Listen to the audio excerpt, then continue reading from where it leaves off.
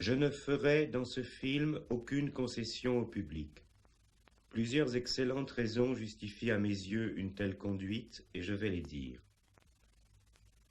Tout d'abord, il est assez notoire que je n'ai nulle part fait de concession aux idées dominantes de mon époque, ni à aucun des pouvoirs existants. Par ailleurs, quelle que soit l'époque, rien d'important ne s'est communiqué en ménageant un public, fût-il composé des contemporains de Périclès. Et dans le miroir glacé de l'écran, les spectateurs ne voient présentement rien qui évoque les citoyens respectables d'une démocratie. Voilà bien l'essentiel. Ce public si parfaitement privé de liberté et qui a tout supporté mérite moins que tout autre d'être ménagé. Les manipulateurs de la publicité, avec le cynisme traditionnel de ceux qui savent que les gens sont portés à justifier les affronts dont ils ne se vengent pas, lui annoncent aujourd'hui tranquillement que, quand on aime la vie, on va au cinéma. Mais cette vie et ce cinéma sont également peu de choses, et c'est par là qu'ils sont effectivement échangeables avec indifférence.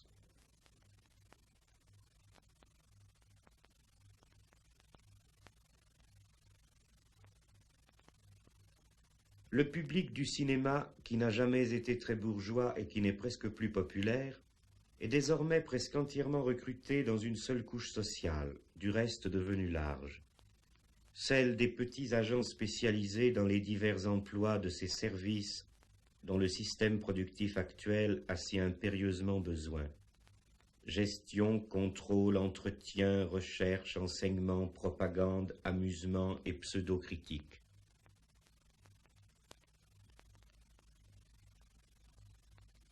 C'est là suffisamment dire ce qu'ils sont.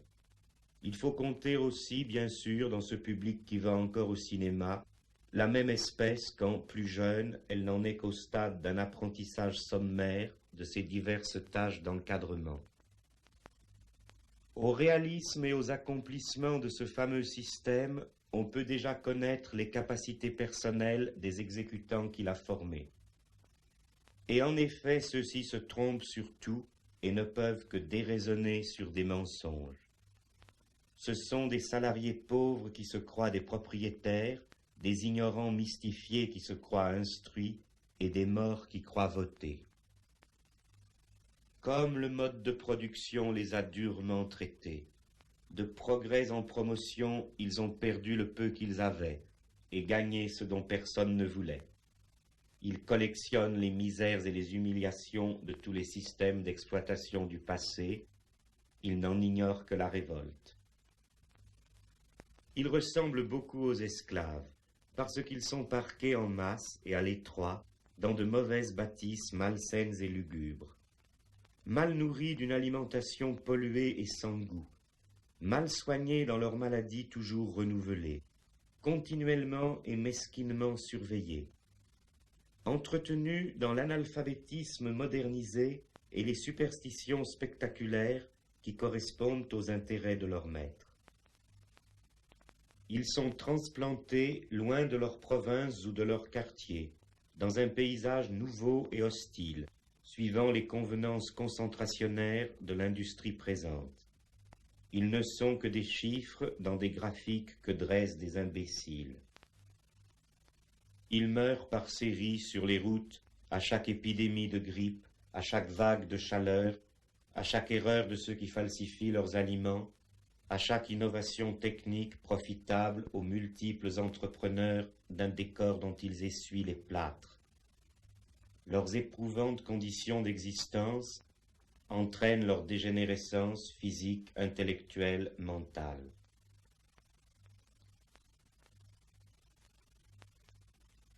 On leur parle toujours comme à des enfants obéissants, à qui il suffit de dire « il faut », et ils veulent bien le croire. Mais surtout, on les traite comme des enfants stupides, devant qui bafouillent et délirent des dizaines de spécialisations paternalistes, improvisées de la veille, leur faisant admettre n'importe quoi en le leur disant n'importe comment, et aussi bien le contraire le lendemain.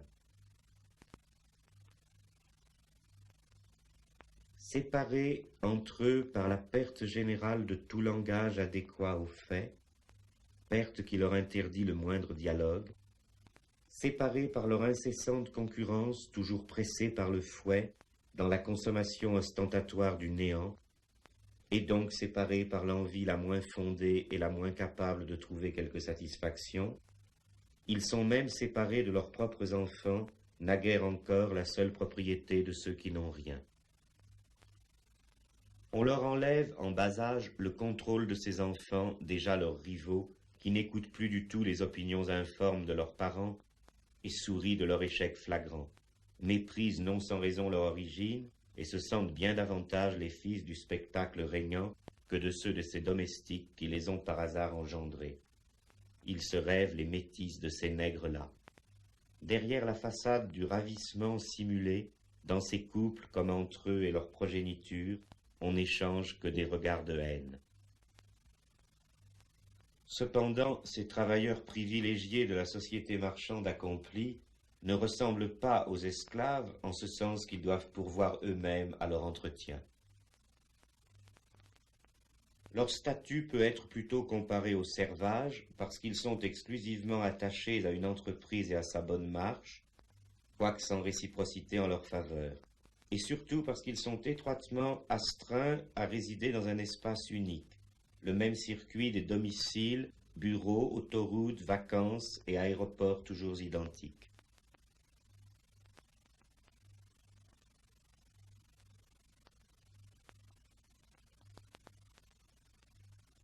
Mais ils ressemblent aussi aux prolétaires modernes par l'insécurité de leurs ressources, qui est en contradiction avec la routine programmée de leurs dépenses, et par le fait qu'il leur faut se louer sur un marché libre sans rien posséder de leurs instruments de travail, par le fait qu'ils ont besoin d'argent. Il leur faut acheter des marchandises et l'on a fait en sorte qu'ils ne puissent garder de contact avec rien qui ne soit une marchandise.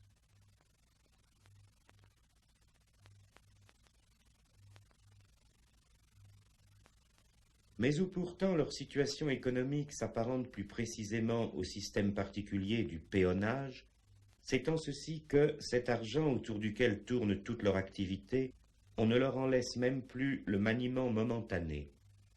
Ils ne peuvent évidemment que le dépenser, le recevant en trop petite quantité pour l'accumuler.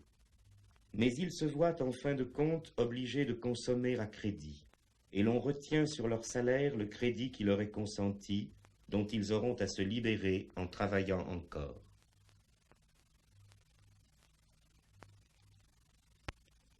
Comme toute l'organisation de la distribution des biens est liée à celle de la production et de l'État, on rogne sans gêne sur toutes leurs rations, de nourriture comme d'espace, en quantité et en qualité.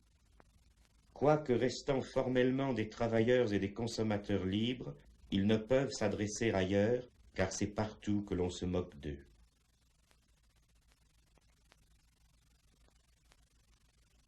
Je ne tomberai pas dans l'erreur simplificatrice d'identifier entièrement la condition de ces salariés du premier rang à des formes antérieures d'oppression socio-économique. Tout d'abord parce que, si l'on met de côté leur surplus de fausse conscience et leur participation double ou triple à l'achat des pacotilles désolantes qui recouvrent la presque totalité du marché, on voit bien qu'ils ne font que partager la triste vie de la grande masse des salariés d'aujourd'hui. C'est d'ailleurs dans l'intention naïve de faire perdre de vue cette enrageante trivialité que beaucoup assurent qu'ils se sentent gênés de vivre parmi les délices alors que le dénuement accable des peuples lointains. Une autre raison de ne pas les confondre avec les malheureux du passé, c'est que leur statut spécifique comporte en lui-même des traits indiscutablement modernes. Pour la première fois dans l'histoire, voilà des agents économiques hautement spécialisés qui, en dehors de leur travail, doivent faire tout eux-mêmes. Ils conduisent eux-mêmes leur voiture et commencent à pomper eux-mêmes leur essence, ils font eux-mêmes leurs achats, ou ce qu'ils appellent de la cuisine, ils se servent eux-mêmes dans les supermarchés comme dans ce qui a remplacé les wagons-restaurants. Sans doute leur qualification très indirectement productive a-t-elle été vite acquise. Mais ensuite, quand ils ont fourni leur quotient horaire de ce travail spécialisé, il leur faut faire de leurs mains tout le reste. Notre époque n'en est pas encore venue à dépasser la famille, l'argent, la division du travail. Et pourtant, on peut dire que pour ceux-là déjà, la réalité effective s'en est presque entièrement dissoute dans la simple dépossession. Ceux qui n'avaient jamais eu de proie l'ont lâché pour l'ombre. Le caractère illusoire des richesses que prétend distribuer la société actuelle, s'il n'avait pas été reconnu en toutes les autres matières, serait suffisamment démontré par cette seule observation que c'est la première fois qu'un système de tyrannie entretient aussi mal ses familiers, ses experts, ses bouffons.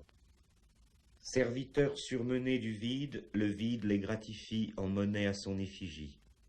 Autrement dit, c'est la première fois que des pauvres croient faire partie d'une élite économique malgré l'évidence contraire. Non seulement ils travaillent, ces malheureux spectateurs, mais personne ne travaille pour eux, et moins que personne les gens qu'ils payent. Car leurs fournisseurs mêmes se considèrent plutôt comme leurs contremaîtres, jugeant s'ils sont venus assez vaillamment au ramassage des ersatz qu'ils ont le devoir d'acheter. Rien ne saurait cacher l'usure véloce qui est intégrée dès la source, non seulement pour chaque objet matériel, mais jusque sur le plan juridique, dans leurs rares propriétés. De même qu'ils n'ont pas reçu d'héritage, ils n'en laisseront pas.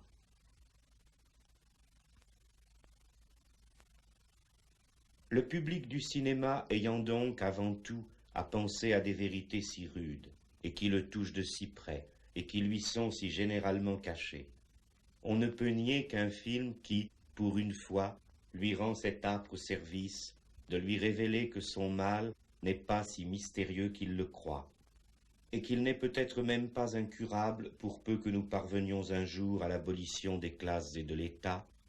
On ne peut nier, dis-je, qu'un tel film n'ait en ceci au moins un mérite. Il n'en aura pas d'autre.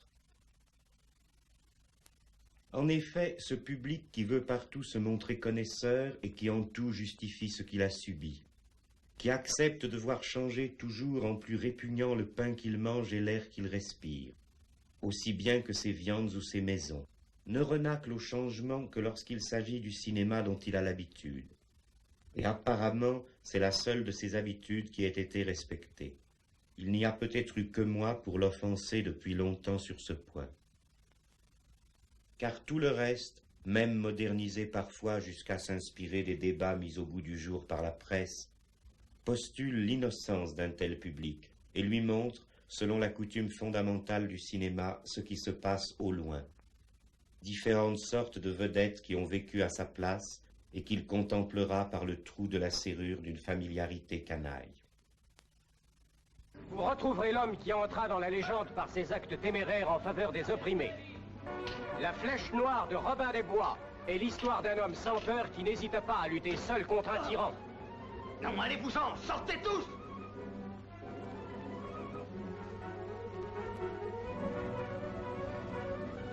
Robin des Bois est fini.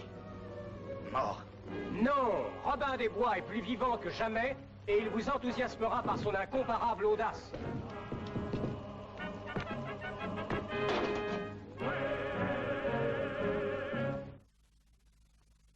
Le cinéma dont je parle ici est cette imitation insensée d'une vie insensée, une représentation ingénieuse à ne rien dire, habile à tromper une heure l'ennui par le reflet du même ennui. Cette lâche imitation qui est la dupe du présent et le faux témoin de l'avenir, qui, par beaucoup de fictions et de grands spectacles, ne fait que se consumer inutilement en amassant des images que le temps emporte. Quel respect d'enfant pour des images! Il va bien à cette plèbe des vanités, toujours enthousiaste et toujours déçue, sans goût parce qu'elle n'a eu de rien une expérience heureuse, et qui ne reconnaît rien de ses expériences malheureuses parce qu'elle est sans goût et sans courage, au point qu'aucune sorte d'imposture, générale ou particulière, n'a jamais pu lasser sa crédulité intéressée. Et croirait-on, après tout ce que chacun a pu voir, qu'il existe encore, parmi les spectateurs spécialisés qui font la leçon aux autres, des tarés capables de soutenir, qu'une vérité énoncée au cinéma, si elle n'est pas prouvée par des images, aurait quelque chose de dogmatique. D'ailleurs, la domesticité intellectuelle de cette saison appelle envieusement discours du maître ce qui décrit sa servitude. Quant au dogme ridicule de ses patrons, elle s'y identifie si pleinement qu'elle ne les connaît pas. Que faudrait-il prouver par des images? Rien n'est jamais prouvé que par le mouvement réel qui dissout les conditions existantes, c'est-à-dire l'organisation des rapports de production d'une époque et les formes de fausses consciences qui ont grandi sur cette base. On n'a jamais vu d'erreur s'écrouler faute d'une bonne image. Celui qui croit que les capitalistes sont bien armés pour gérer toujours plus rationnellement l'expansion de son bonheur et les plaisirs variés de son pouvoir d'achat reconnaîtra ici des têtes capables d'hommes d'État. Et celui qui croit que les bureaucrates staliniens constituent le parti du prolétariat verra là de belles têtes d'ouvriers. Les images existantes ne prouvent que les mensonges existants. Les anecdotes représentées sont les pierres dont était bâti tout l'édifice du cinéma. On n'y retrouve rien d'autre que les vieux personnages du théâtre, mais sur une scène plus spacieuse et plus mobile, ou du roman, mais dans des vêtements et environnements plus directement sensibles. C'est une société et non une technique qui a fait le cinéma ainsi. Il aurait pu être examen historique, théorie, essai, mémoire. Il aurait pu être le film que je fais en ce moment.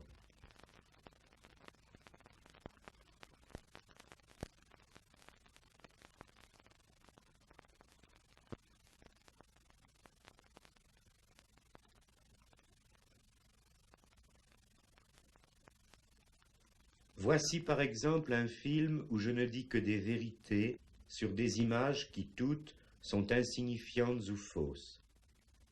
Un film qui méprise cette poussière d'images qui le compose. Je ne veux rien conserver du langage de cet art périmé. Sinon peut-être le contre-champ du seul monde qu'il a regardé et un travelling sur les idées passagères d'un temps. Oui, je me flatte de faire un film avec n'importe quoi, et je trouve plaisant que s'en plaignent ceux qui ont laissé faire de toute leur vie n'importe quoi.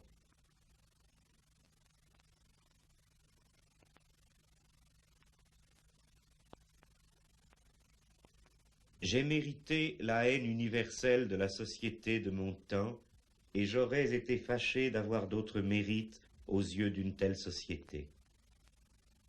Mais j'ai observé que c'est encore dans le cinéma que j'ai soulevé l'indignation la plus parfaite et la plus unanime. On a même poussé le dégoût jusqu'à m'y piller beaucoup moins souvent qu'ailleurs, jusqu'ici en tout cas. Mon existence même y reste une hypothèse généralement réfutée. Je me vois donc placé au-dessus de toutes les lois du genre. Aussi, comme le disait Swift, ce n'est pas une mince satisfaction pour moi que de présenter un ouvrage absolument au-dessus de toute critique. Pour justifier aussi peu que ce soit l'ignominie complète de ce que cette époque aura écrit ou filmé, il faudrait un jour pouvoir prétendre qu'il n'y a eu littéralement rien d'autre, et par là même que rien d'autre, on ne sait trop pourquoi, n'était possible. Eh bien, cette excuse embarrassée, à moi seul, je suffirais à l'anéantir par l'exemple. Et comme je n'aurais eu besoin d'y consacrer que fort peu de temps et de peine, rien ne m'a paru devoir me faire renoncer à une telle satisfaction.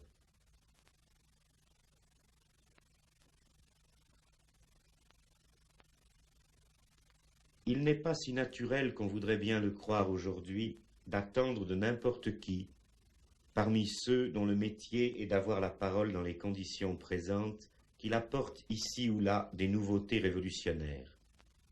Une telle capacité n'appartient évidemment qu'à celui qui a rencontré partout l'hostilité et la persécution, et non point les crédits de l'État.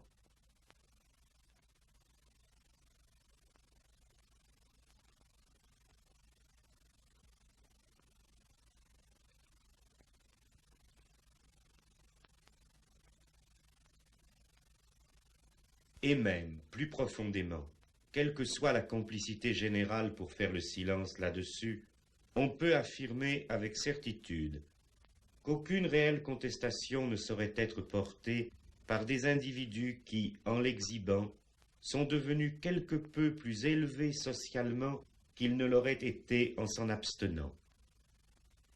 Tout cela ne fait qu'imiter l'exemple bien connu de ce florissant personnel syndical et politique toujours prêt à prolonger d'un millénaire la plainte du prolétaire, à seule fin de lui conserver un défenseur. Pour ma part, si j'ai pu être si déplorable dans le cinéma, c'est parce que j'ai été grandement plus criminel ailleurs. De prime abord, j'ai trouvé bon de m'adonner au renversement de la société, et j'ai agi en conséquence. J'ai pris ce parti dans un moment où presque tous croyaient que l'infamie existante, dans sa version bourgeoise ou dans sa version bureaucratique, avait le plus bel avenir.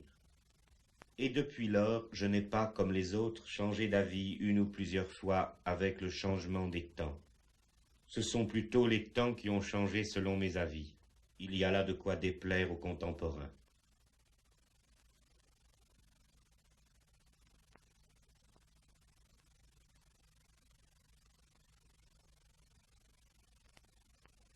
Ainsi donc, au lieu d'ajouter un film à des milliers de films quelconques, je préfère exposer ici pourquoi je ne ferai rien de tel. Ceci revient à remplacer les aventures futiles que compte le cinéma par l'examen d'un sujet important, moi-même.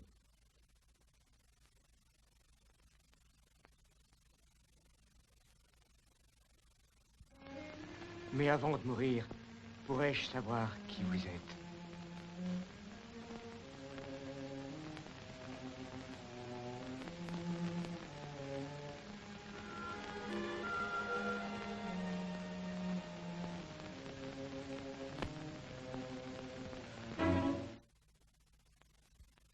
On m'avait parfois reproché, mais à tort je crois, de faire des films difficiles.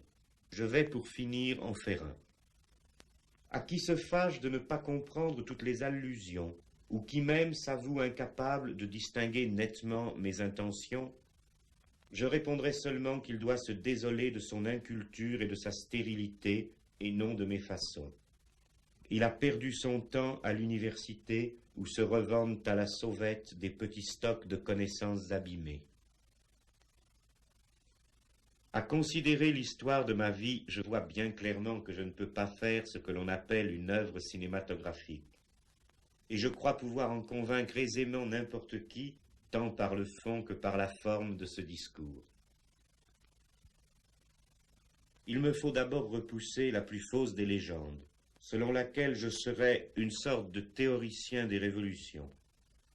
Ils ont l'air de croire à présent, les petits hommes, que j'ai pris les choses par la théorie, que je suis un constructeur de théories, savante architecture qu'il n'y aurait plus qu'à aller habiter du moment qu'on en connaît l'adresse, et dont on pourrait même modifier un peu une ou deux bases, 10 ans plus tard et en déplaçant 3 feuilles de papier, pour atteindre à la perfection définitive de la théorie qui opérerait leur salut.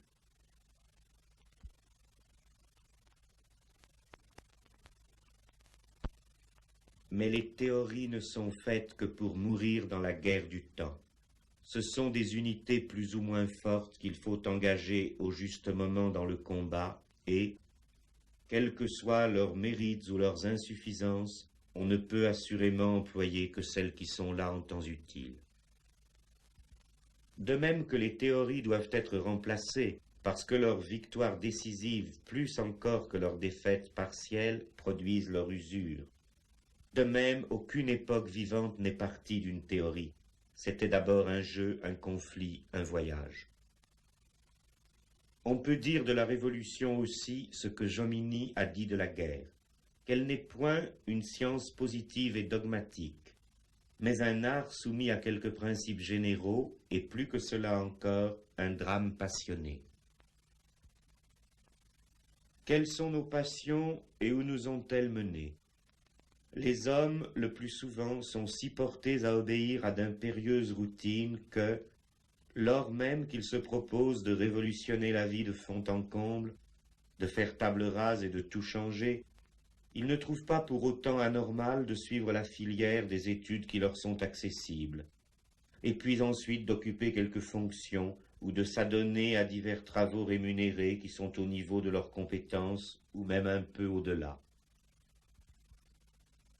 Voilà pourquoi ceux qui nous exposent diverses pensées sur les révolutions s'abstiennent ordinairement de nous faire savoir comment ils ont vécu. Mais moi, n'ayant pas ressemblé à tous ceux-là, je pourrais seulement dire à mon tour les dames, les cavaliers, les armes, les amours, les conversations et les audacieuses entreprises d'une époque singulière. D'autres sont capables d'orienter et de mesurer le cours de leur passé selon leur élévation dans une carrière, l'acquisition de diverses sortes de biens, ou parfois l'accumulation d'ouvrages scientifiques ou esthétiques qui répondaient à une demande sociale. Ayant ignoré toute détermination de cette sorte, je ne revois, dans le passage de ce temps désordonné, que les éléments qui l'ont effectivement constitué pour moi, ou bien les mots et les figures qui leur ressemblent. Ce sont des jours et des nuits, des villes et des vivants, et au fond de tout cela, une incessante guerre.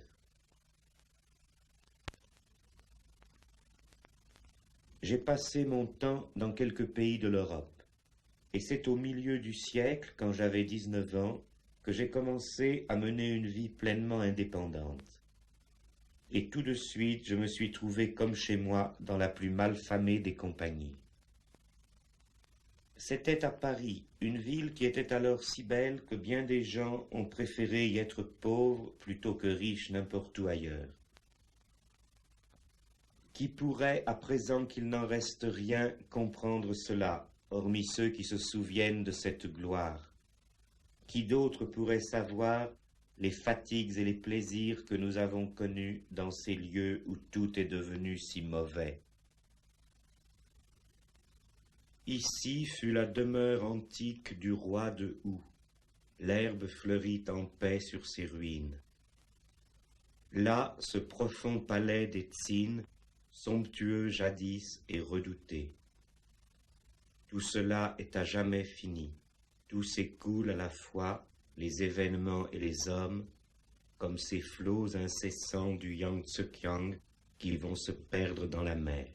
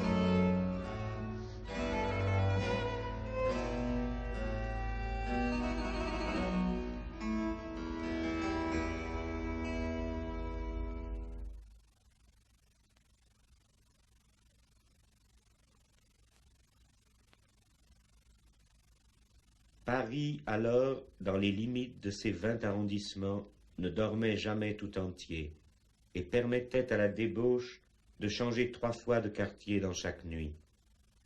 On n'en avait pas encore chassé et dispersé les habitants.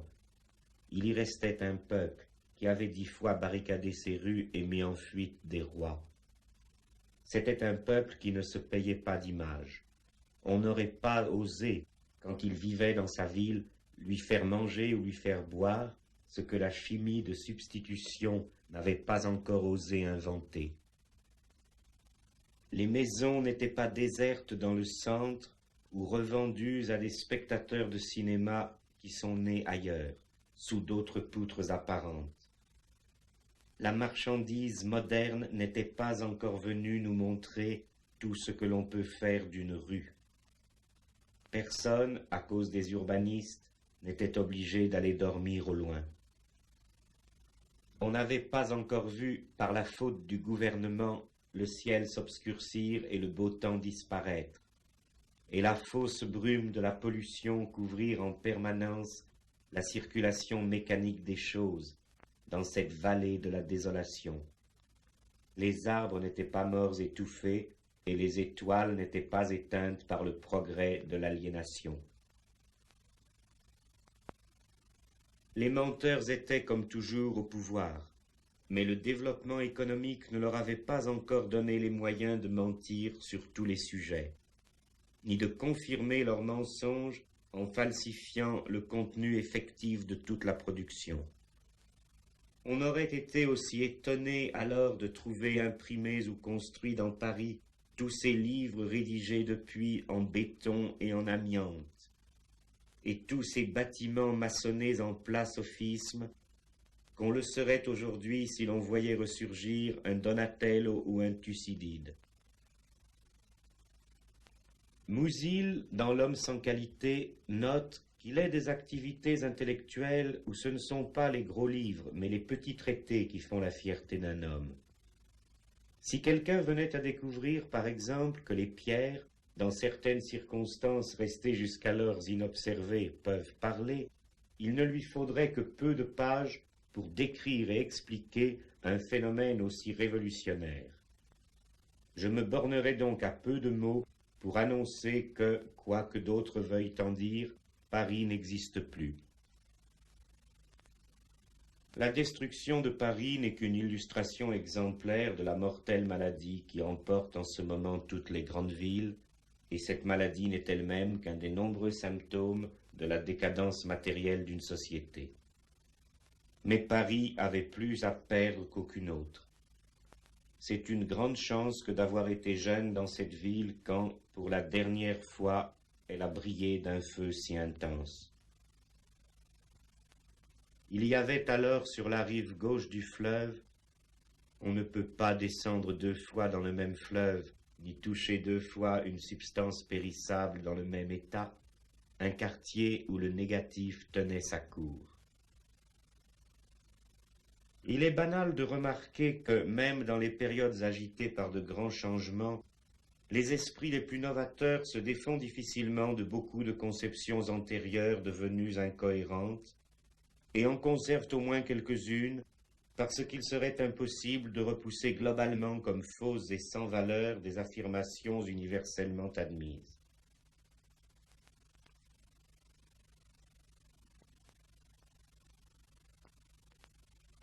Il faut pourtant ajouter, quand on connaît par la pratique ce genre d'affaires, que de telles difficultés cessent d'encombrer dès le moment où un groupe humain commence à fonder son existence réelle sur le refus délibéré de ce qui est universellement admis et sur le mépris complet de ce qui pourra en advenir.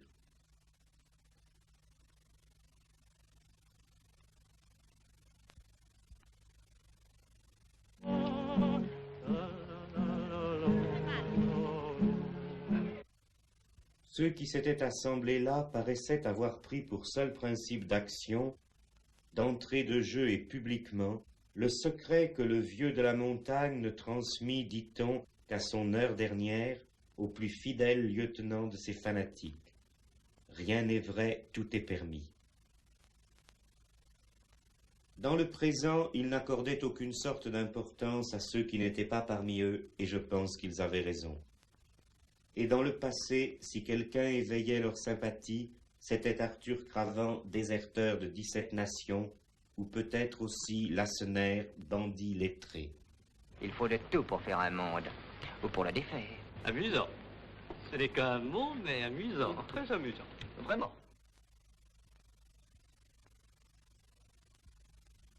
Dans ce site, l'extrémisme s'était proclamé indépendant de toute cause particulière et s'était superbement affranchi de tout projet. Une société déjà vacillante, mais qui l'ignorait encore parce que partout ailleurs les vieilles règles étaient encore respectées, avait laissé pour un instant le champ libre à ce qui est le plus souvent refoulé et qui pourtant a toujours existé. L'intraitable pègre, le sel de la terre, des gens bien sincèrement prêts à mettre le feu au monde pour qu'il ait plus d'éclat.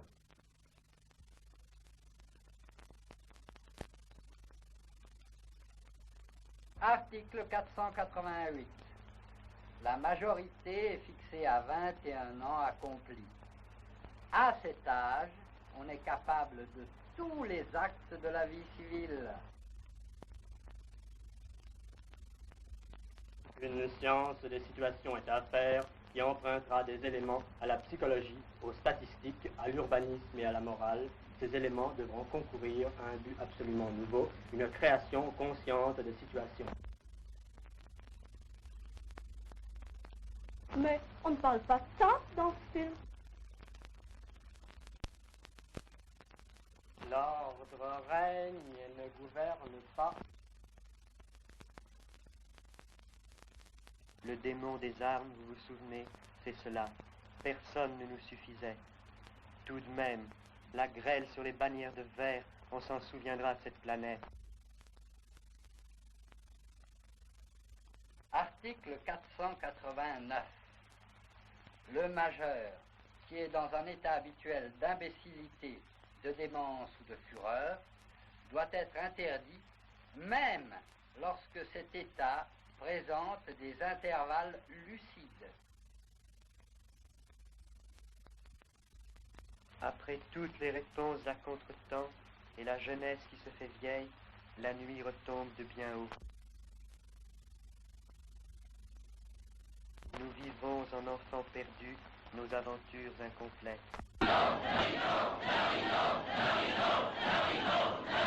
Un film que je fis à ce moment, et qui évidemment suscita la colère des esthètes les plus avancés, était d'un bout à l'autre comme ce qui précède. Et ces pauvres phrases étaient prononcées sur un écran entièrement blanc, mais entouré de fort longues séquences noires où rien n'était dit. Certains sans doute voudraient croire que l'expérience a pu m'enrichir en talents ou en bonne volonté. Serait-ce donc l'expérience d'une amélioration de ce que je refusais alors? Ne me faites pas rire. Pourquoi celui qui, étant jeune, a voulu être si insupportable dans le cinéma, s'avérerait-il plus intéressant étant plus âgé? Tout ce qui a été si mauvais ne peut jamais être vraiment meilleur. On a beau dire, il a vieilli, il a changé, il est aussi resté le même. Je ne suis pas cruel, je suis logique. Depuis longtemps, j'ai déclaré la guerre à la société. Et vous avez tué beaucoup de monde ces temps-ci, Pierre-François? Non, mon ange. Voyez, aucune trace de sang. Seulement quelques taches d'encre. Mais rassurez-vous, Garand, je prépare quelque chose d'extraordinaire. Quand j'étais enfant, j'étais déjà plus lucide, plus intelligent que les autres. Ils ne l'ont pas pardonné. Belle jeunesse, vraiment. Mais quelle prodigieuse destinée. Je n'ai pas de vanité. Je n'ai que de l'orgueil. Et je suis sûr de moi. Absolument sûr. Petit voleur par nécessité, assassin par vocation, ma route est toute tracée, mon chemin est tout droit. Et je marcherai la tête haut. Jusqu'à ce qu'elle tombe dans le panier, naturellement. D'ailleurs, mon père me l'a si souvent dit. Pierre-François, vous finirez sur l'échafaud. Vous avez raison, Pierre-François. Faut toujours écouter ses parents. Dans ce lieu qui fut la brève capitale de la perturbation, s'il est vrai que la population choisie comptait un certain nombre de voleurs et occasionnellement de meurtriers, l'existence de tous était principalement caractérisée par une prodigieuse inactivité. Et entre tant de crimes et délits que les autorités y dénoncèrent, c'est cela qui fut ressenti comme le plus menaçant. C'est du Hugo ou c'est de l'osier? Qu'est-ce que t'en dis, l'artiste? Je dis rien. C'est un sage. Ou jamais rien. Avez-vous rêvé de ça? Avez-vous rêvé de sien? Avez-vous vu nos troubles? La lexication de tous vos rêves, un volume broché avec les figures. Salut, patron. Bonjour. Lassner est pas loin avec sa fine équipe. J'étais prévenu. C'était le labyrinthe le mieux fait pour retenir les voyageurs. Ceux qui s'y arrêtèrent 2 jours n'en repartirent plus, ou du moins pas tant qu'il exista. Mais la plupart y ont vu venir d'abord la fin de leurs années peu nombreuses. Personne ne quittait ces quelques rues et ces quelques tables où le point culminant du temps avait été découvert. En somme, si je comprends bien, tous autant que vous êtes des philosophes. Pourquoi pas? Eh ben, elle est gaie, elle est jolie, elle est propre, la philosophie. Alors, monsieur Lassner, Si ça t'amuse.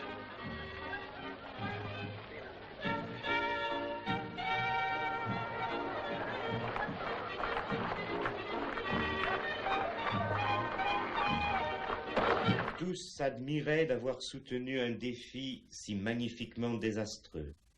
Et de fait, je crois bien qu'aucun de ceux qui sont passés par là n'a jamais acquis la moindre réputation honnête dans le monde. Alors, mes carreaux. Voyons, patron. On ne peut plus s'amuser? On rouge-gorge?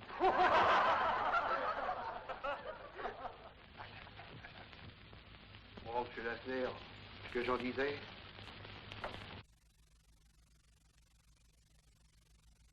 Chacun buvait quotidiennement plus de verre qu'un syndicat ne dit de mensonges pendant toute la durée d'une grève sauvage. Des bandes de policiers dont les marches soudaines étaient éclairées par un grand nombre d'indicateurs ne cessaient de lancer des incursions sous tous les prétextes, mais le plus souvent dans l'intention de saisir des drogues et les filles qui n'avaient pas 18 ans. Comment ne me serais-je pas souvenu des charmants voyous et des filles orgueilleuses avec qui j'ai habité ces bas-fonds, lorsque, plus tard, j'ai entendu une chanson que chantent les prisonniers en Italie. Tout le temps avait passé comme nos nuits d'alors, sans renoncer à rien. C'est là que sont les petites filles qui te donnent tout. D'abord le bonsoir et puis la main. Dans la rue Filangière, il y a une cloche. À chaque fois qu'elle sonne, c'est une condamnation. La plus belle jeunesse meurt en prison.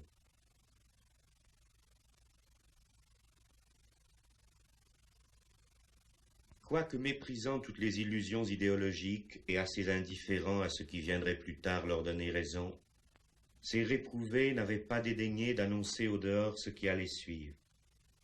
Achever l'art, aller dire en pleine cathédrale que Dieu était mort, entreprendre de faire sauter la tour Eiffel, tels furent les petits scandales auxquels se livrèrent sporadiquement ceux dont la manière de vivre fut en permanence un si grand scandale. Ils s'interrogeaient aussi sur l'échec de quelques révolutions. Ils se demandaient si le prolétariat existe vraiment et, dans ce cas, ce qu'il pourrait bien être. Les uns croient qu'ils pensent à nous, d'autres qu'ils nous pensent, d'autres qu'ils dorment que nous sommes son rêve, son mauvais rêve. Quand je parle de ces gens, j'ai l'air peut-être d'en sourire, mais il ne faut pas le croire. J'ai bu leur vin, je leur suis fidèle. Et je ne crois pas être devenu par la suite, en quoi que ce soit, mieux que ce qu'ils étaient eux-mêmes dans ce temps-là. Considérant les grandes forces de l'habitude et de la loi qui pesaient sans cesse sur nous pour nous disperser, personne n'était sûr d'être encore là quand finirait la semaine. Et là était tout ce que nous aimerions jamais. Le temps brûlait plus fort qu'ailleurs et manquerait. On sentait trembler la terre. Bientôt nous passerons sur la terre ferme et alors nous pourrons nous voir un peu plus. Le suicide en emportait beaucoup, la boisson et le diable ont expédié les autres, comme le dit aussi une chanson. À la moitié du chemin de la vraie vie, nous étions environnés d'une sombre mélancolie, qu'ont exprimé tant de mots railleurs et tristes dans le café de la jeunesse perdue. Pour parler clairement et sans parabole, nous sommes les pièces d'un jeu que joue le ciel. On s'amuse avec nous sur l'échiquier de l'être, et puis nous retournons un par un dans la boîte du néant. Que de fois dans les âges, ce drame sublime que nous créons sera joué en des langues inconnues devant des peuples qui ne sont pas encore. Qu'est-ce que l'écriture, la gardienne de l'histoire? Qu'est-ce que l'homme, l'esclave de la mort, un voyageur qui passe, l'hôte d'un seul lieu? Qu'est-ce que l'amitié, l'égalité des amis? Bernard, que prétends-tu dans le monde? Y vois-tu quelque chose qui te satisfasse? Elle fuit comme un fantôme qui, nous ayant donné quelque espèce de contentement, pendant qu'il demeurait avec nous, ne nous laisse en nous quittant que du trouble. Bernard, Bernard, disait-il, cette verte jeunesse ne durera pas toujours.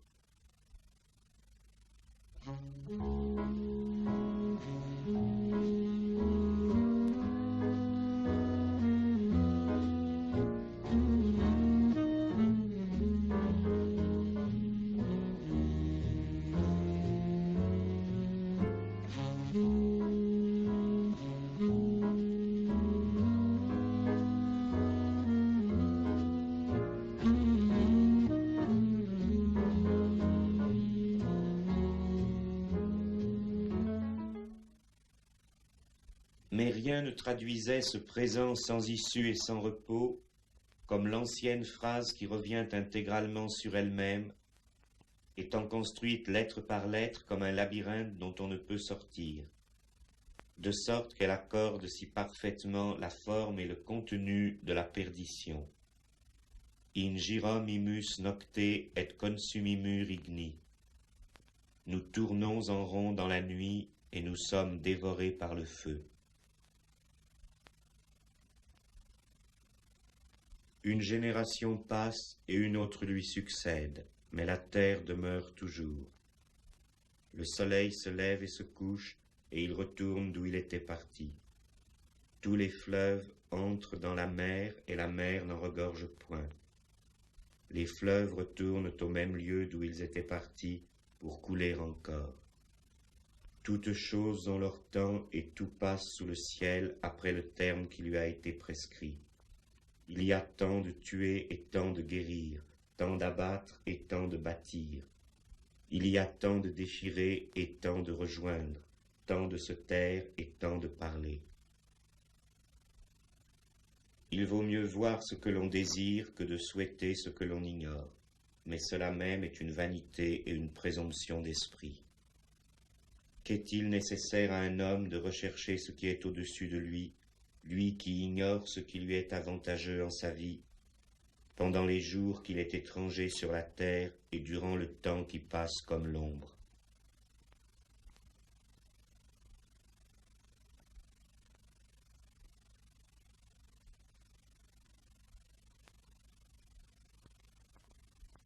Non, nous allons passer la rivière et nous reposer à l'ombre de ses arbres.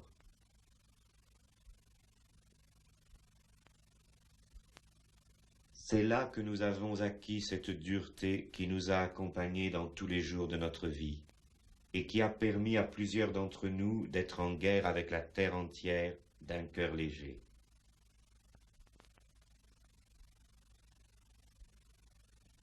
Et quant à moi particulièrement, je suppose que c'est à partir des circonstances de ce moment que j'ai suivi tout naturellement l'enchaînement de tant de violences et de tant de ruptures où tant de gens furent traités si mal, et toutes ces années passées en ayant toujours, pour ainsi dire, le couteau à la main.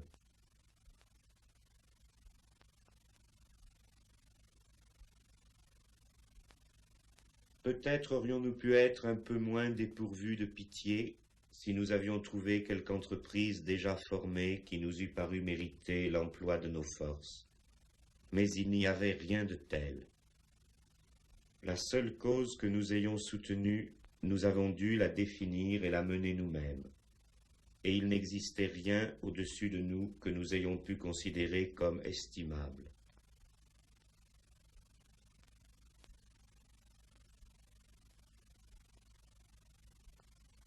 Pour quelqu'un qui pense et qui agit de la sorte, il est vrai qu'il n'y a pas d'intérêt à écouter un instant de trop ceux qui trouvent quelque chose de bon ou seulement quelque chose à ménager dans les conditions existantes, ou ceux qui perdent le chemin qu'ils avaient paru vouloir suivre, ni même parfois ceux qui n'ont pas compris assez vite.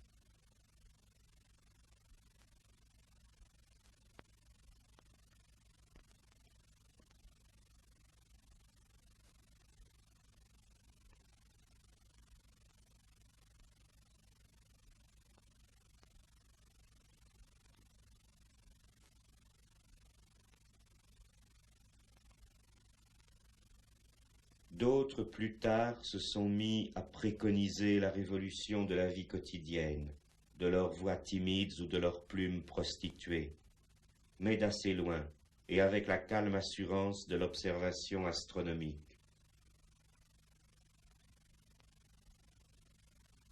Cependant, quand on a eu l'occasion de prendre part à une tentative de ce genre, et si l'on a échappé aux brillantes catastrophes qui l'environnent ou la suivent, on ne se trouve pas dans une position si facile.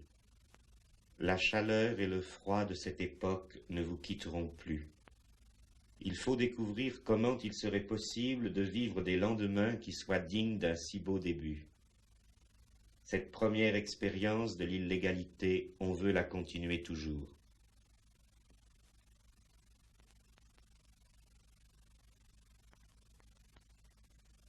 Voilà comment s'est embrasée peu à peu une nouvelle époque d'incendie, dont aucun de ceux qui vivent en ce moment ne verra la fin.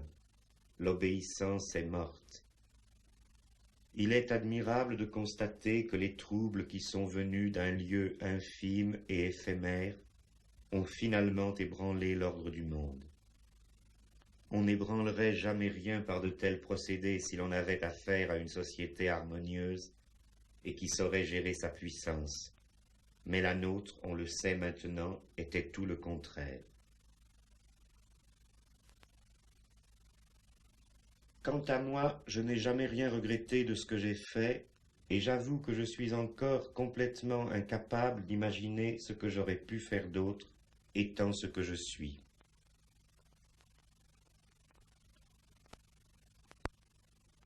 La première phase du conflit, en dépit de son âpreté, avait revêtu de notre côté tous les caractères d'une défensive statique. Étant surtout définie par sa localisation, une expérience spontanée ne s'était pas assez comprise en elle-même. Et elle avait aussi trop négligé les grandes possibilités de subversion présentes dans l'univers apparemment hostile qui l'entourait.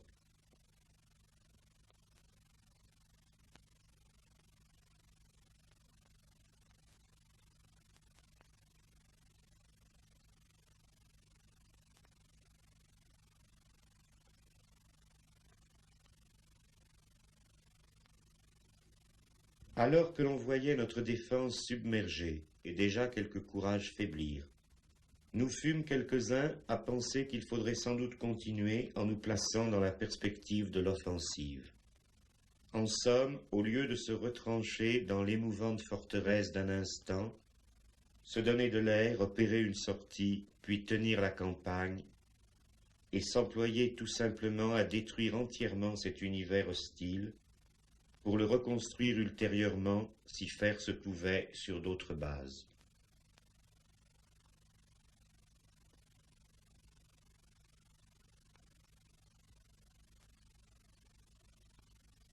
Il y avait eu des précédents, mais ils étaient alors oubliés. Il nous fallait découvrir où allait le cours des choses, et le démentir si complètement qu'il fut un jour, à l'inverse, contraint de se plier à nos goûts. Clausewitz remarque plaisamment « Quiconque a du génie est tenu d'en faire usage. Cela est tout à fait conforme à la règle. » Et Balthazar Gracian « Il faut traverser la vaste carrière du temps pour arriver au centre de l'occasion. » Mais puis-je oublier celui que je vois partout dans le plus grand moment de nos aventures, celui qui, en ces jours incertains, ouvrit une route nouvelle et y avança si vite, choisissant ceux qui viendraient. car personne d'autre ne le valait cette année-là.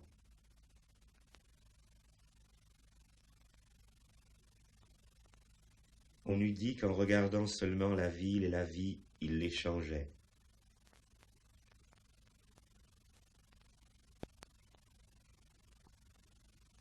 Il découvrit en un an des sujets de revendication pour un siècle. Les profondeurs et les mystères de l'espace urbain furent sa conquête.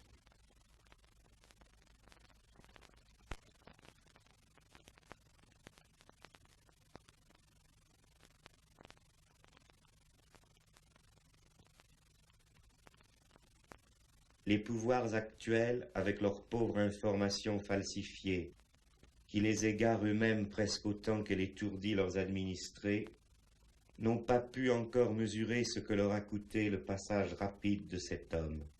Mais qu'importe, les naufrageurs n'écrivent leur nom que sur l'eau.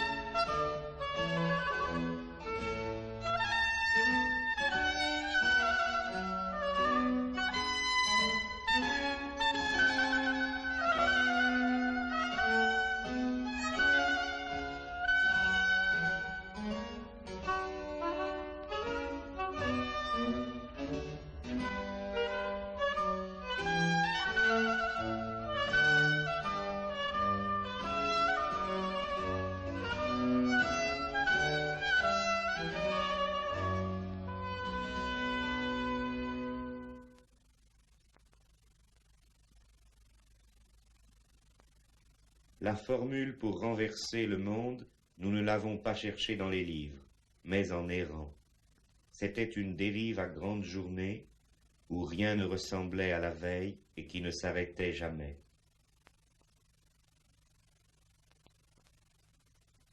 Surprenante rencontre, obstacle remarquable, grandiose trahison, enchantement périlleux.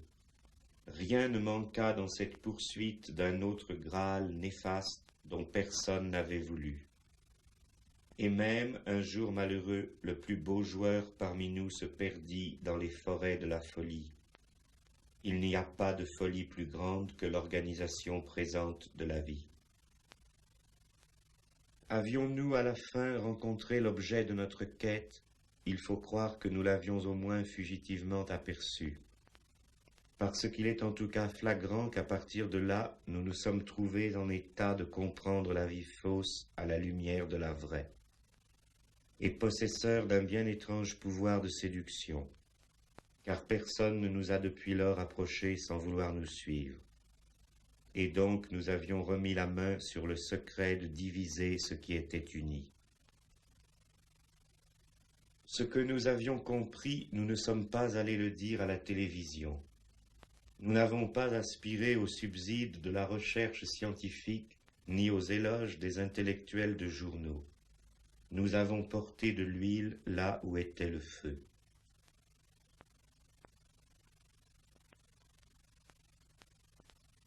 C'est ainsi que nous nous sommes engagés définitivement dans le parti du diable, c'est-à-dire de ce mal historique qui mène à leur destruction les conditions existantes, dans le mauvais côté qui fait l'histoire en ruinant toute satisfaction établie.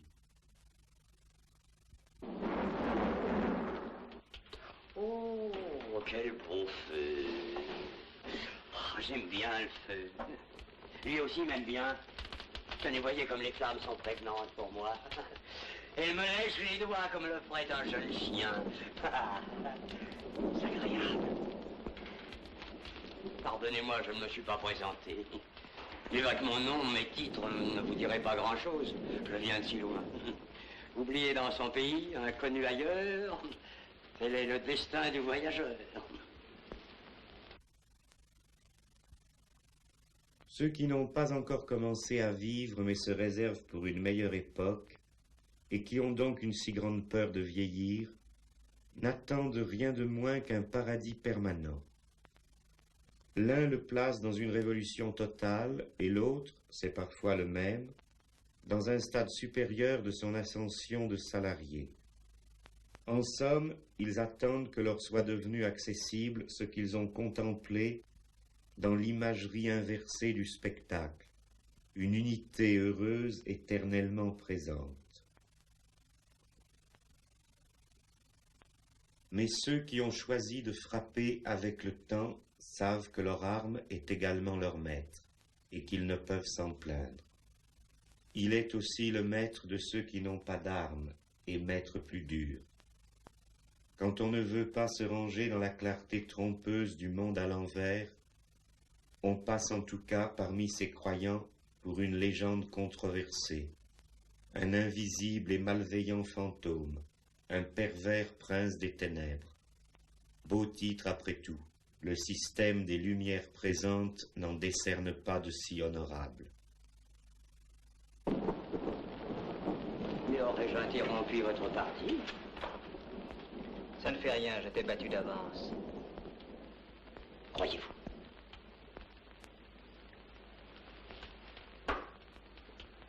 Échec et mat. Vous avez gagné. C'est si simple, les échecs.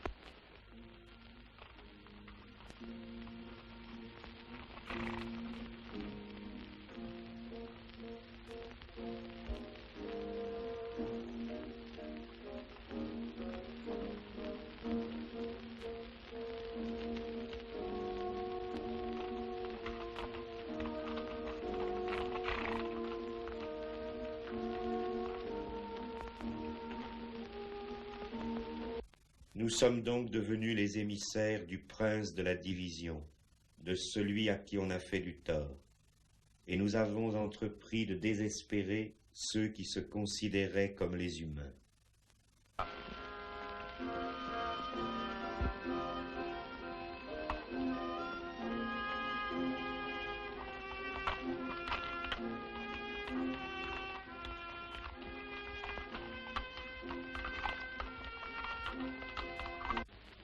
Les autres nous aiment, ils souffrent pour nous, nous les regardons, nous nous en allons. Joli voyage, le diable paye les frais. Tout au long des années qui suivirent, des gens de 20 pays se trouvèrent pour entrer dans cette obscure conspiration aux exigences illimitées. Combien de voyages hâtifs, combien de longues disputes, combien de rencontres clandestines dans tous les ports de l'Europe. Ainsi fut tracé le programme le mieux fait pour frapper d'une suspicion complète l'ensemble de la vie sociale. Classes et spécialisations, travail et divertissement, marchandises et urbanisme, idéologie et État. Nous avons démontré que tout était à jeter. Et un tel programme ne contenait nulle autre promesse que celle d'une autonomie sans frein et sans règles. Ces perspectives sont aujourd'hui entrées dans les mœurs, et partout l'on combat pour ou contre elles. Mais alors elles eussent certainement paru chimériques si la conduite du capitalisme moderne n'avait pas été plus chimérique encore.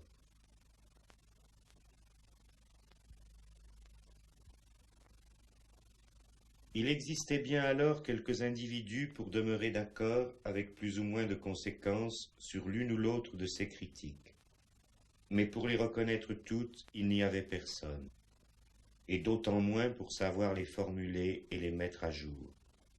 C'est pourquoi aucune autre tentative révolutionnaire de cette période n'a eu la moindre influence sur la transformation du monde.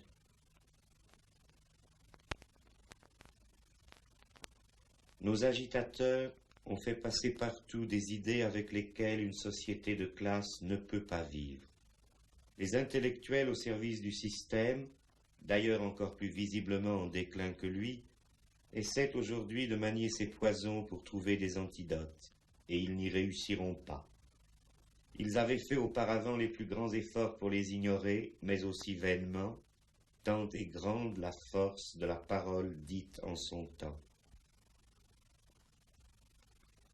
Tandis que le continent était parcouru par nos menées séditieuses qui commençaient même à toucher les autres, Paris, où l'on pouvait si bien passer inaperçu, était encore au milieu de tous nos voyages, comme le plus fréquenté de nos rendez-vous. Mais ces paysages s'étaient altérés et tout finissait de se dégrader et de se défaire.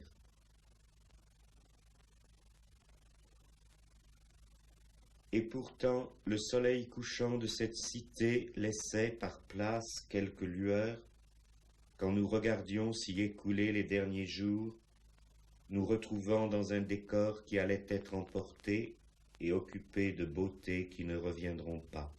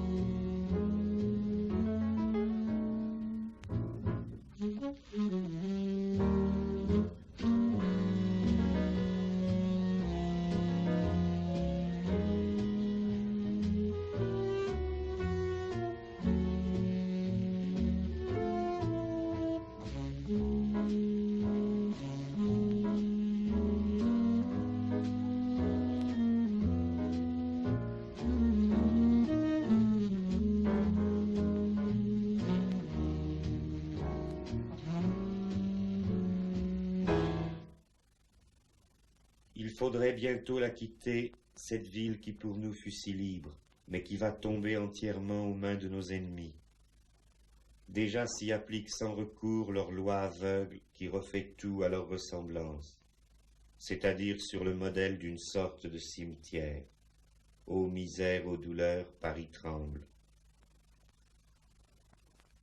Il faudra la quitter, mais non sans avoir tenté une fois de s'en emparer à force ouverte. Il faudra enfin la quitter, après tant d'autres choses, pour suivre la voie que déterminent les nécessités de notre étrange guerre qui nous a menés si loin.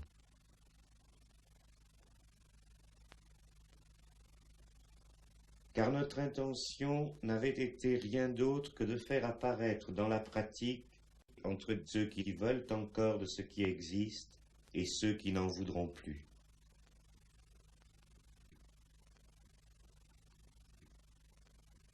Diverses époques ont eu ainsi leurs grands conflits, qu'elles n'ont pas choisis, mais où il faut choisir son camp. C'est l'entreprise d'une génération, par laquelle se fondent ou se défont les empires et leurs cultures. Il s'agit de prendre Troie ou bien de la défendre.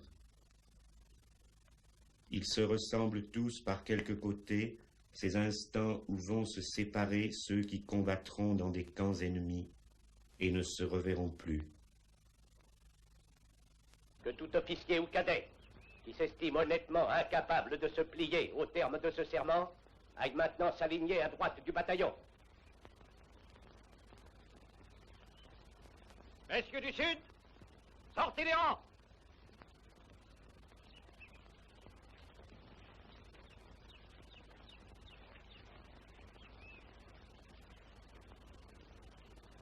Messieurs du Sud, à vos rangs!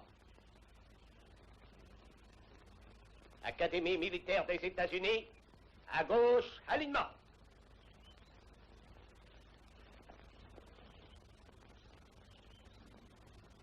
Avons-nous la permission de partir, mon colonel? Vous l'avez, capitaine.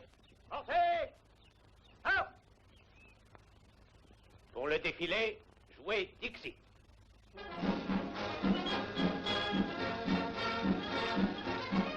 À gauche! Gauche! En avant! Hop!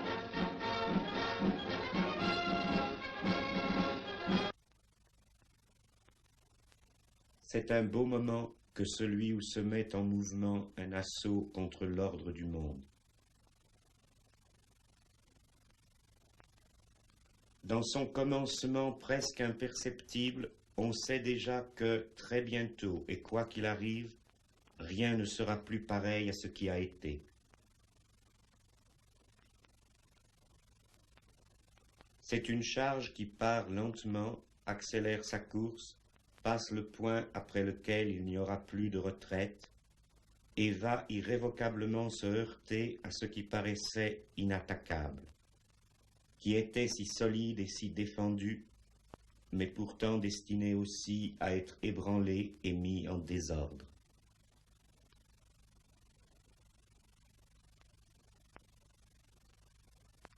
Voilà donc ce que nous avons fait lorsque, sortis de la nuit, nous avons, pour une fois de plus, déployé l'étendard de la bonne vieille cause et avancé sous le canon du temps.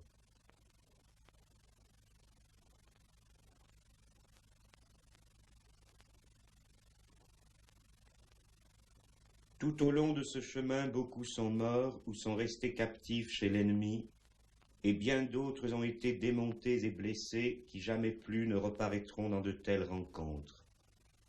Et même le courage a pu manquer à certains éléments qui se sont laissés glisser en arrière. Mais jamais, j'ose le dire, notre formation n'a dévié de sa ligne jusqu'à ce qu'elle ait débouché au cœur même de la destruction.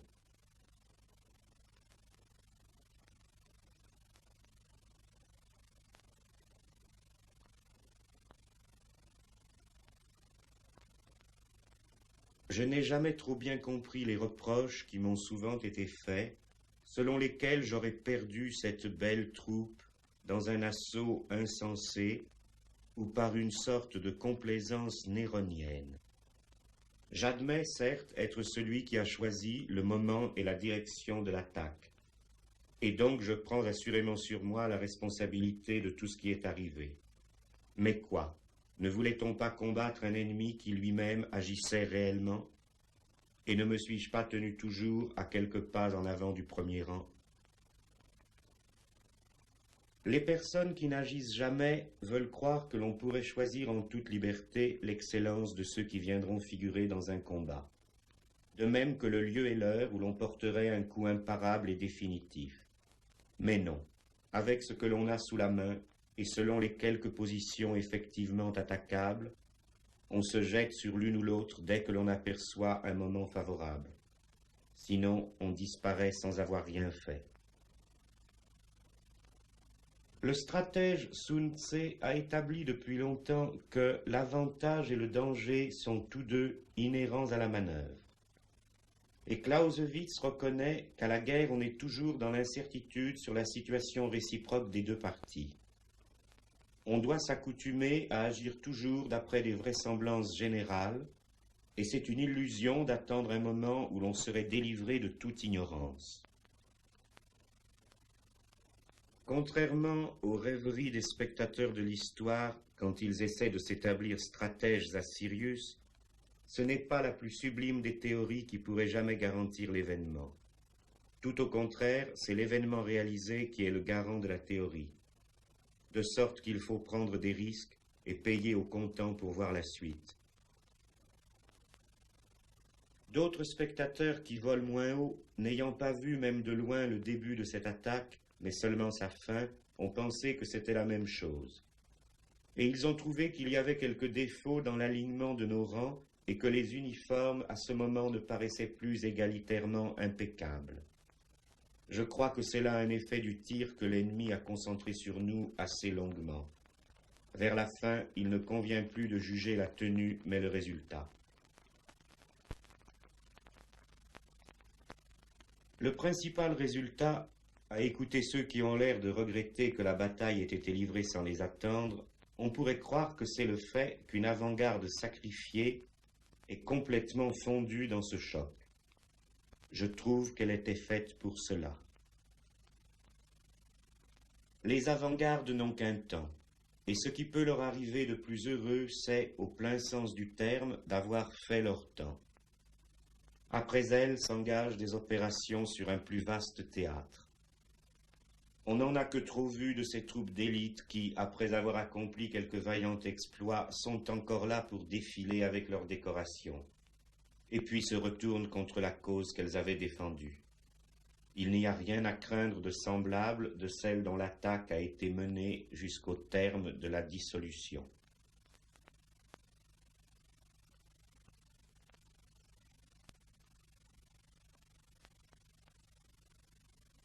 Je me demande ce que certains avaient espéré de mieux. Le particulier s'use en combattant. Un projet historique ne peut certainement pas prétendre conserver une éternelle jeunesse à l'abri des coups. L'objection sentimentale est aussi vaine que les chicanes pseudo-stratégiques. Cependant, tes os se consumeront ensevelis dans les champs d'Ilion pour une entreprise inachevée.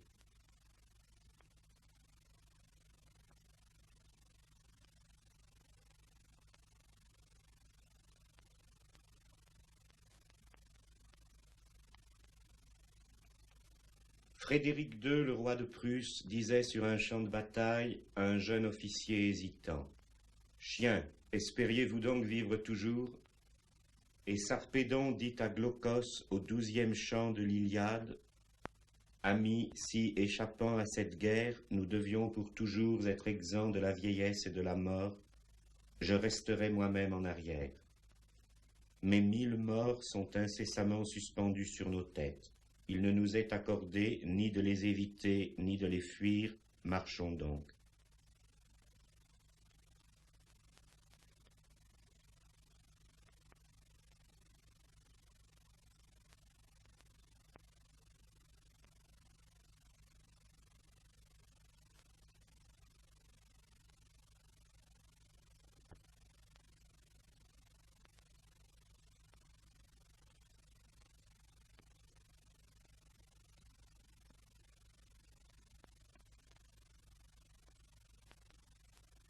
Quand retombe cette fumée, bien des choses apparaissent changées.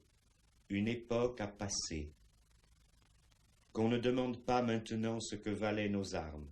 Elles sont restées dans la gorge du système des mensonges dominants. Son air d'innocence ne reviendra plus.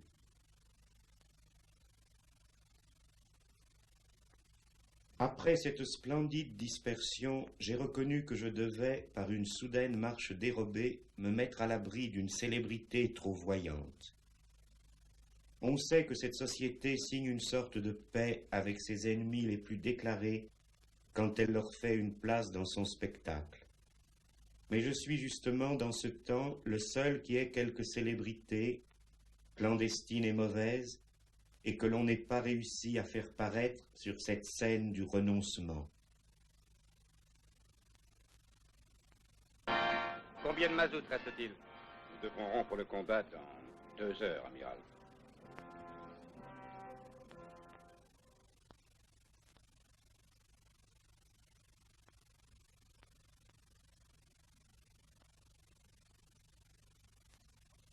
Les difficultés ne s'arrêtent pas là.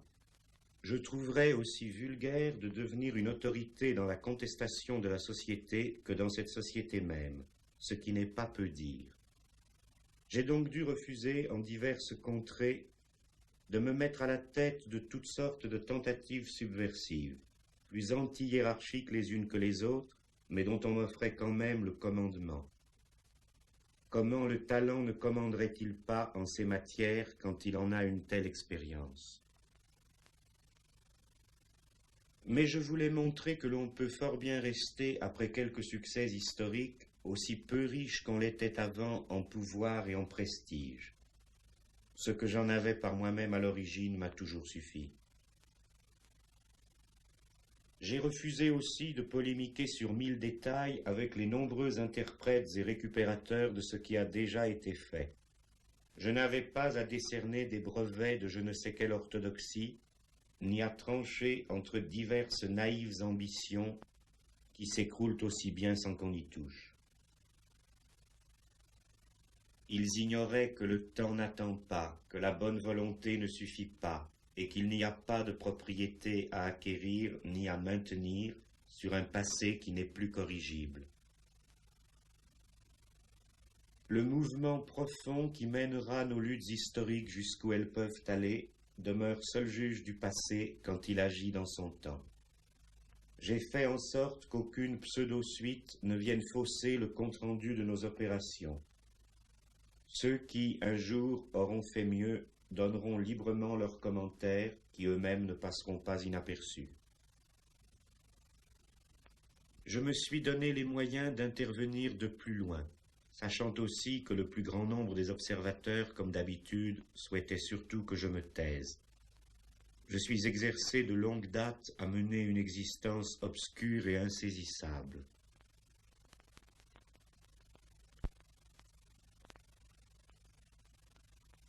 J'ai donc pu conduire plus avant mes expériences stratégiques si bien commencées. C'est là, selon le mot d'un homme qui n'était pas dépourvu de capacité, une étude où personne ne peut jamais devenir docteur. Le résultat de ces recherches, et voilà la seule bonne nouvelle de ma présente communication, je ne le livrerai pas sous la forme cinématographique.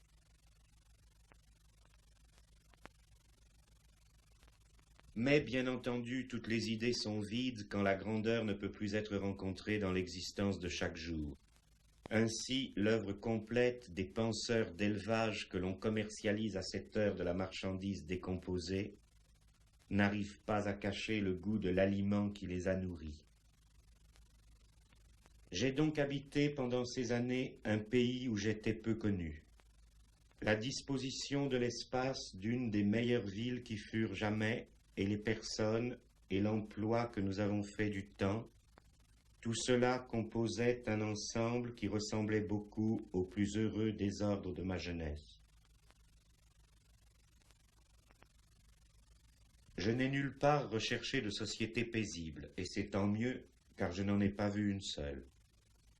Je suis fort calomnié en Italie, où l'on s'est plu à me faire une réputation de terroriste. Mais je suis très indifférent aux accusations les plus variées, parce que mon sort a été d'en faire lever partout sur mon passage, et parce que j'en connais bien la raison. Je n'accorde d'importance qu'à ce qui m'a séduit dans ce pays et qui n'aurait pu être trouvé ailleurs.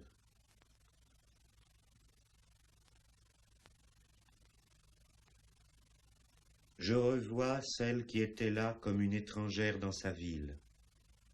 Chacune est citoyenne d'une véritable cité, mais tu veux dire celle qui a vécu son exil en Italie. Je revois les rives de l'Arno pleines d'adieux.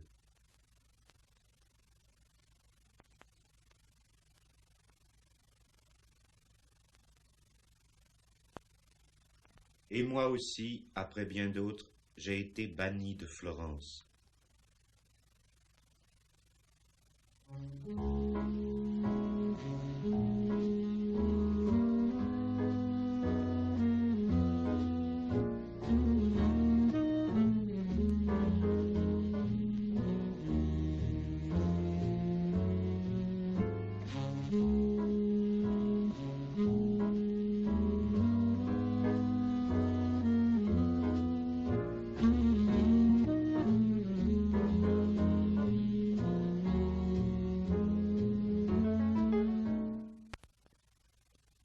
De toute façon, on traverse une époque comme on passe la pointe de la dogana, c'est-à-dire plutôt vite. Tout d'abord, on ne la regarde pas tandis qu'elle vient. Et puis on la découvre en arrivant à sa hauteur, et l'on doit convenir qu'elle a été bâtie ainsi et pas autrement. Mais déjà nous doublons ce cap, et nous le laissons après nous, et nous nous avançons dans des eaux inconnues.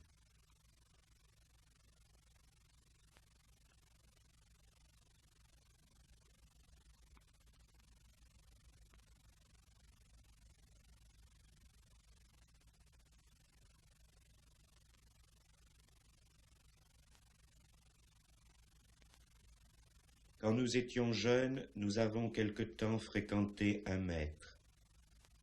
Quelque temps nous fûmes heureux de nos progrès. Vois le fond de tout cela, que nous arriva-t-il? Nous étions venus comme de l'eau, nous sommes partis comme le vent.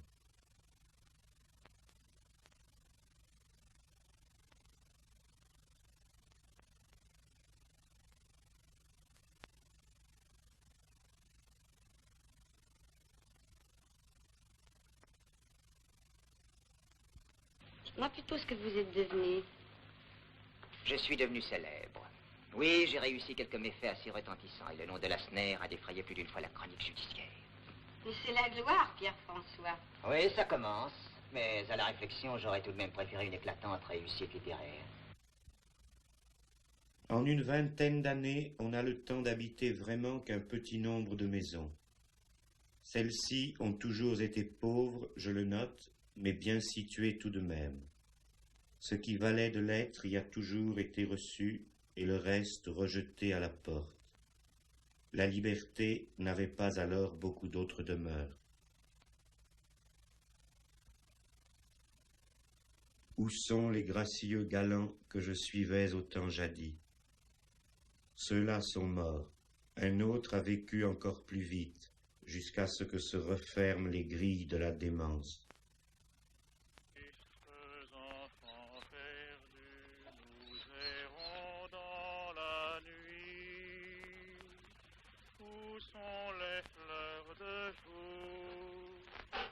Les plaisirs de l'amour, les lumières de la vie.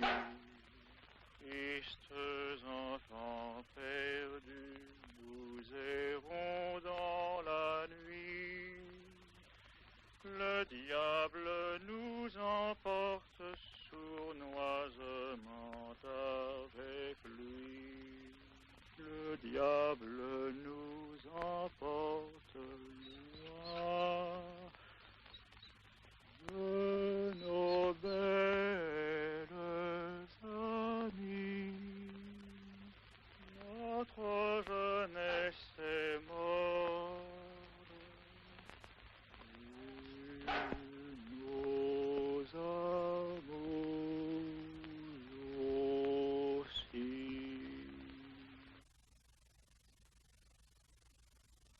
La sensation de l'écoulement du temps a toujours été pour moi très vive, et j'ai été attiré par elle, comme d'autres sont attirés par le vide ou par l'eau.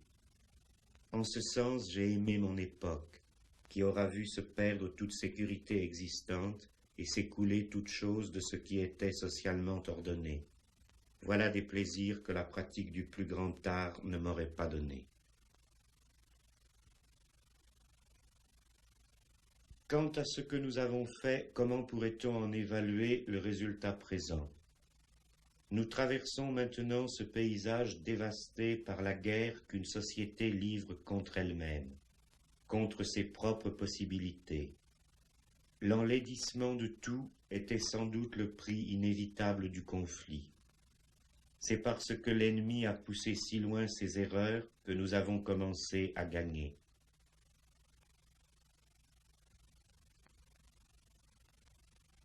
La cause la plus vraie de la guerre, dont on a donné tant d'explications fallacieuses, c'est qu'elle devait forcément venir comme un affrontement sur le changement. Il ne lui restait plus rien des caractères d'une lutte entre la conservation et le changement. Nous étions nous-mêmes plus que personne les gens du changement dans un temps changeant. Les propriétaires de la société étaient obligés, pour se maintenir, de vouloir un changement qui était l'inverse du nôtre. Nous voulions tout reconstruire, et eux aussi, mais dans des directions diamétralement opposées. Ce qu'ils ont fait montre suffisamment en négatif notre projet. Leurs immenses travaux ne les ont donc menés que là, à cette corruption. La haine de la dialectique a conduit leurs pas jusqu'à cette fosse à purin.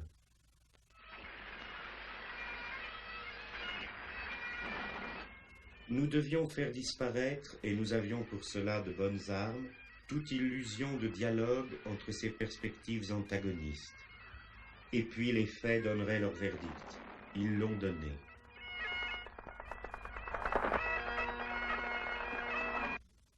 Elle est devenue ingouvernable, cette terre gâtée où les nouvelles souffrances se déguisent sous le nom des anciens plaisirs, et où les gens ont si peur. Ils tournent en rond dans la nuit et ils sont consumés par le feu. Ils se réveillent effarés et ils cherchent en tâtonnant la vie. Le bruit court que ceux qui l'expropriaient l'ont pour comble égaré. Voilà donc une civilisation qui brûle, chavire et s'enfonce tout entière. Ah, le beau torpillage! Et moi, que suis-je devenu au milieu de ce désastreux naufrage que je trouve nécessaire, auquel on peut même dire que j'ai travaillé, puisqu'il est assurément vrai que je me suis abstenu de travailler à quoi que ce soit d'autre. Ce qu'un poète de l'époque Tang a écrit en se séparant d'un voyageur, pourrais-je l'appliquer à cette heure de mon histoire? Je descendis de cheval, je lui offris le vin de l'adieu, et je lui demandai quel était le but de son voyage. Il me répondit, « Je n'ai pas réussi dans les affaires du monde. Je m'en retourne au mont Nanshan pour y chercher le repos. »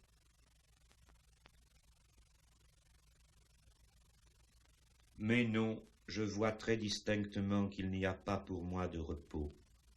Et d'abord parce que personne ne me fait la grâce de penser que je n'ai pas réussi dans les affaires du monde. Mais, fort heureusement, personne ne pourra dire non plus que j'y ai réussi. Il faut donc admettre qu'il n'y avait pas de succès ou d'échec pour Guy Debord et ses prétentions démesurées.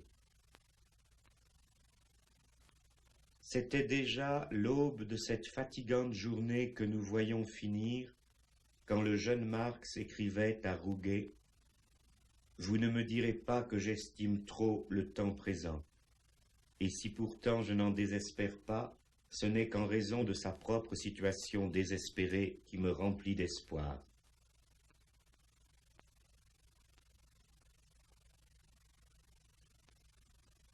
L'appareillage d'une époque pour la froide histoire n'a rien apaisé, je dois le dire, de ces passions dont j'ai donné de si beaux et si tristes exemples. Comme le montrent encore ces dernières réflexions sur la violence, il n'y aura pour moi ni retour ni réconciliation. La sagesse ne viendra jamais.